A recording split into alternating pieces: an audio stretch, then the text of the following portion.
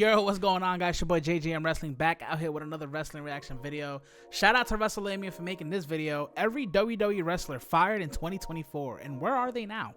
Let's find out, because I remember they had Gable Stevenson, and he was supposed to be this big thing where he showed up even at WrestleMania, you know, help out Kurt Angle and all that other stuff. And then Baron Corbin had a standing ovation against him. He got some crowds cheering for him. So let's see where everybody's at now. If you haven't done so already, subscribe to your boy on the road to 2K, and go subscribe to WRESTLELAMIA, man. He makes some fire videos. You've been served. It's served. What happened to every WWE release star in 2024? Be sure to subscribe and hit that notification bell for daily wrestling videos, and follow us on Facebook for exclusive lists. Also check out our new videos on WrestleLamia XL. Kevin Patrick. Our fans were stunned when it was announced that Kevin Patrick had been let go by WWE. Patrick had worked extremely hard in the commentary role, and although he wasn't exactly Jim Ross in the booth, he was improving week by week, and it seemed like a massive shame for WWE to let him go. The release was said to be amicable, and according to Patrick, during an interview with Chris Van Vliet, he was now able to focus on football. Football was always going to win. If there was ever a collision, and there was one on the horizon, very clearly on the horizon, if I'm in Boise, Idaho on a Friday night, for example, doing SmackDown, how am I going to be in the studio in New York at 1 o'clock on Saturday? This was coming. I also wasn't their long-term guy. They needed someone who's all in. Michael Cole has missed 2 shows in 27 years. Patrick made a plethora of friends during his stint in the company, so it's likely that the door isn't closed on a WWE return. Well, to be honest, he wasn't that bad. He was not that bad. You know, his accent did, you know, for some people, they didn't really understand him, but he was not that bad. Someday. Amari Miller. Amari Miller was let go in early 2024, and according to Miller during an interview with WrestlingNews.co, her release came down to WWE not having anything for her in the creative aspect. It was mostly just creative, like they didn't have anything for me creatively. My contract was ending anyway. Coach was saying that he will always put his name behind me if he needed, so there's a very good tight relationship between me and WWE right now. And Miller is still continuing a wrestling journey, wrestling in both Ring of Honor and Stardom. Hopefully one day she finds herself back in WWE. Indu Sher. Now both Veer and Sangha were 2 of the release names that didn't come as a surprise in 2024. Both men, particularly Veer, was set for a big time pushes up. I remember that, bro. They kept advertising for them, but they still never showed up. And then what's it called? I think 3 different promotions, and then they finally showed up or something like that, because it would say next week and they wouldn't even come. Various stages, but they never just panned out. Now ever since Veer, real name Rinku Singh, was released from WWE, he seems to have given up the Stardom lifestyle and has now become a Hindu monk. A Hindu monk who renounces worldly life is called a sannyasi, and this means that Veer has virtually given up all materialistic belongings in life. As for Sangha, not much is known, but he may be following a career in acting in Bollywood. Reggie. And most fans know Reggie for his run on the main roster and his involvement in the feud between Bianca Belair and Sasha Banks. Reggie has also had a somewhat notable run as scripts in NXT, and he was evidently a hard worker that was well liked. Reggie has lit the world on fire since his WWE release, as he has wrestled for various promotions including GCW and Ring of Honor. Reggie has shown that you can still make a living wrestling for companies other than WWE or AEW, and he deserves a ton of praise for picking himself back up after his sudden release. Sure, bro. That's a cool thing too. You gotta understand, like, you know, unfortunately, companies are companies, man. It's money moves, right? Money is the biggest thing. So at the end of the day, as long as you prepare yourself and mentally put yourself in a position where it's like, hey, this isn't the end, there's still more money to make out there, and when you go chase it, you can succeed. So shout out to him, Reginald. Xia Li. Xia Li handled her WWE exit in the best way, as she was extremely respectful and even thanked Triple H and other talent. Li quickly found herself signing for TNA, and the former WWE star has been a fantastic addition to the stacked women's roster there. Cameron Grimes. WWE clearly brought Cameron Grimes up to the main roster without a creative plan in place. Grimes had just lingered around the main roster with nothing to do, and when he was released, it was a total disappointment, as WWE had just wasted his run. According to Grimes, during an appearance on Busted Open Radio, he was promised that he would always have a job in WWE. Literally, the last time I was at TV, I had a pretty high executive telling me because, you know, I was worried. Starting the stock market gimmick, it made me see businesses in a different light. Following these companies and playing with stocks, I would see things in a different light. I knew that I haven't worked in over a year and I'm making a decent salary, so I knew that if someone wants to look at the books, I'm going to be the first person that's going to be cut if you're looking at strictly a money-wise. But if you're looking at it is like, okay, well, this is a talent that can do something for us, then they're going to keep me. I was told by a high executive. And unfortunately, it sucks, but it's not like that, man. You can have the talent, but if there's sometimes no plans for you, I can't put myself into their shoes, man. But hey, they did make a lot. They're making a lot more money than me, right?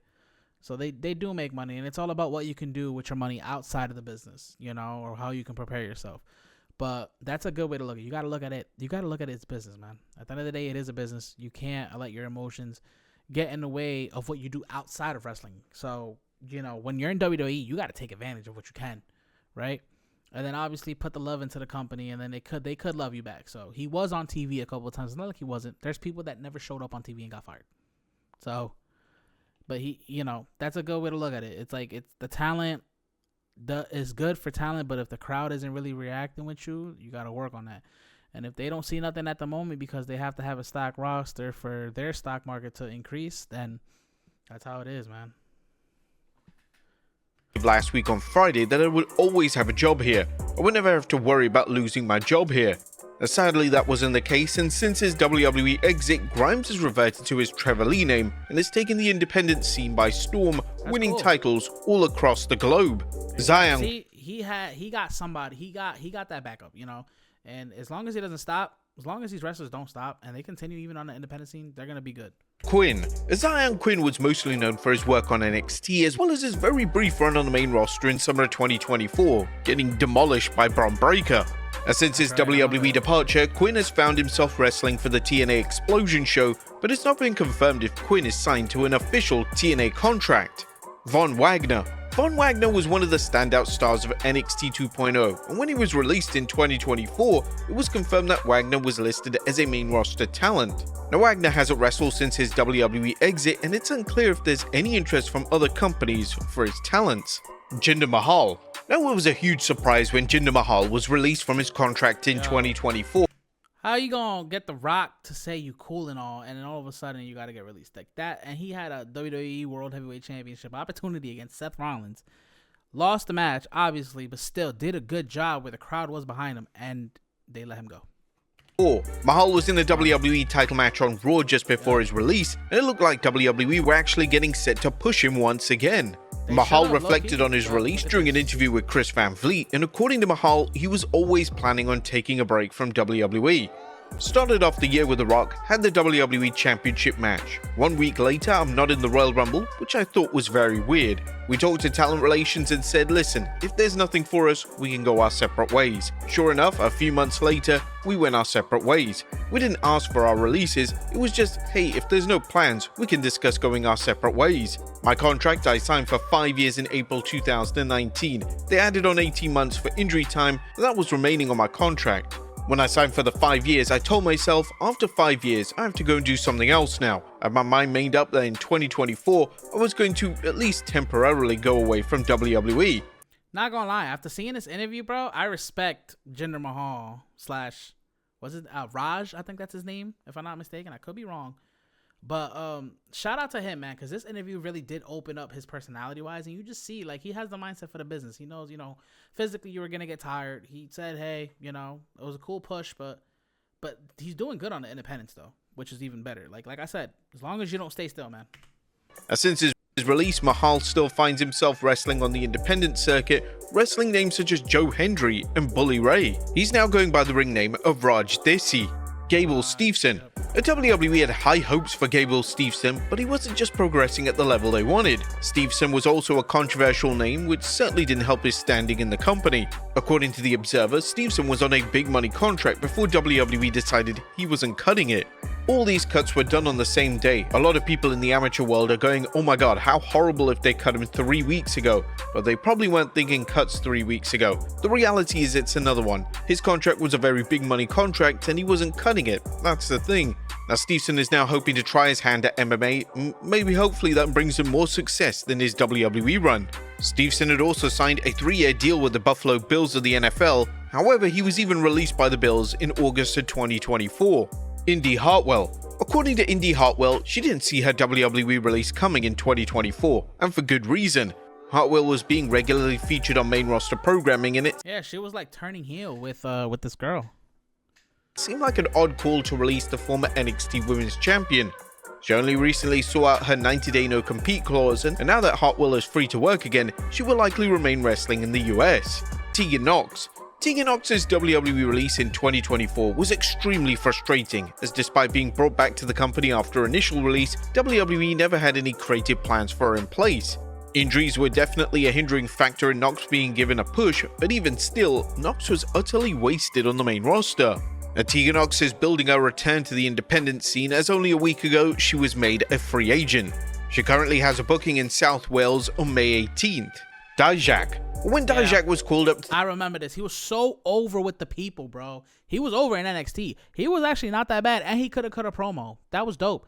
And he gets released. He wasn't even used on Raw, which sucks. The main roster in 2024, fans were elated. Dijak had an outstanding second run in NXT, and now he was ready to take the main roster by storm.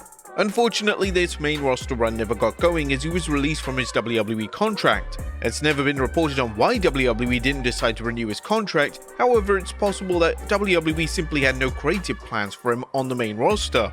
Dijak has worked a number of independent dates since his Bro, but that sucks though, because you were getting booked on NXT. So why stop that to then do that? You know what I mean? WWE release, and now he finds himself in MLW.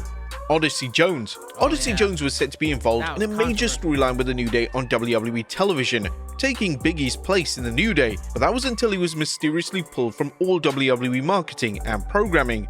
Well, it turned out that Jones had domestic abuse allegations made against him, and WWE decided to outright fire him. Jones then went quiet following his release before resurfacing in early 2025. In a video posted to social media, he stated that he was innocent and that he had an injunction in place and was pursuing legal action. Drew Gulak. Ronda Rousey was one of the first names to bring allegations against Drew Gulak. Rousey claimed that Gulak pulled her drawstring on her pants backstage in 2022, and Gulak was investigated by WWE, and just a few weeks later, he was let go by the company. Triple H and Shawn Michaels would claim that Gulak's contract simply expired, however it was widely reported that he was labeled a bully backstage. Now he's since worked a number of independent dates, but it's now going to be a tough task for the former Cruiserweight champion to win back the support of fans, especially with him using the allegations as a promotional angle in TNA. MVP.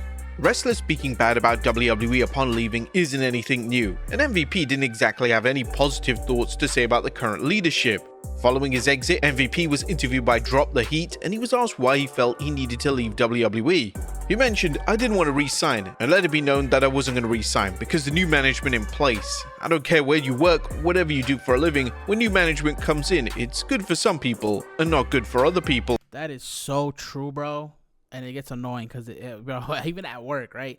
You so used to a routine and you get new management, and it's just very scary to see how things can change. New people come in, old people go. So I just felt like it was definitely time to go because the new management just wasn't for me, and it ain't for him. Now MVP has since found himself in AEW where he's reformed the stable formerly known as the Hurt Business. Bobby Lashley. One of the wrestlers who suffered under Triple H's leadership was Bobby Lashley. The game and Lashley never had a connection, and this is what ultimately led to him exiting the company. WWE just never had any concrete plans in place, which was incredibly frustrating, as numerous mega matches such as Lashley versus a heel Roman Reigns were never explored. However, Lashley now finds himself signed with TNA, and since signing his AEW deal, he's been presented as one of their top stars. Ricochet. Ricochet's reasoning for leaving WWE in 2024 made all the sense in the world. Ricochet explained during an interview with Chris Van Vliet that newer talent were being pushed before him, and he wanted to sign with a company that reignited his spark for wrestling.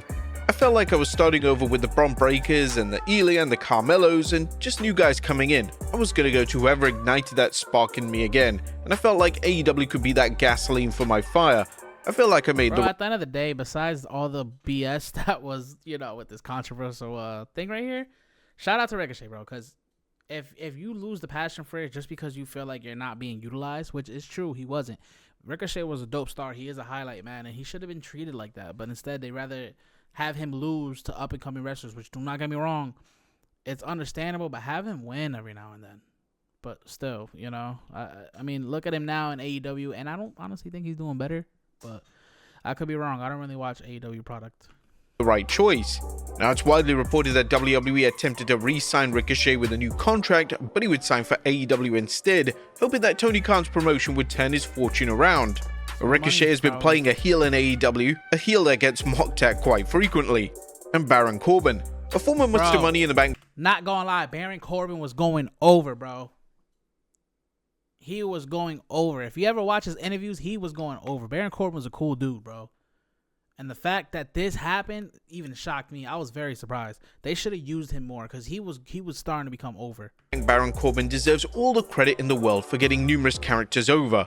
Corbin was given a range of characters during his WWE tenure, and the majority of them were well received. Corbin's most notable work came with the bum-ass Corbin character, which was a character that showed WWE that Corbin had what it took to deliver compelling character work. But he struggled in 2024 to keep his place on the main roster, as despite a vastly underrated second run in NXT, Triple H just didn't know what to do with him. Corbin was said to be popular backstage, and he was established as being one of the safest workers in the entire company.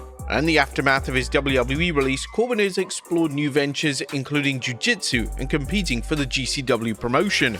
But there you have it, folks. What happened to every... Shout out to Baron Corbin. Baron Corbin should not have been let go. And he had a cool fire theme song. I was really just starting to get over with him. But shout out to him. I do follow him on Instagram. He's dope, bro. Dope dude. What is it? Tom Pestock? Shout out to you, man, if you're watching this, if you ever get to see this. But shout out to WrestleLamia 2 for making a dope video, man. Guys, if you haven't done so already, do me a favor, man. Subscribe to your boy on the road to 2K. We actually almost there. Shout out to those who are subscribing and actually watching the videos, man. And shout out to WrestleLamia for allowing me to react to this. Because this is, every time, you know, I used to watch WrestleLamia back then. So the fact that, you know, I'm being able to do this is pretty dope. New content definitely going to be coming out on the way. It's been pretty busy now, but life, man. But like I said, shout out to WrestleLamia for making a dope video. If you guys haven't done so already, power on the subscribe button. On the road to 2K. Yes, sir. Peace.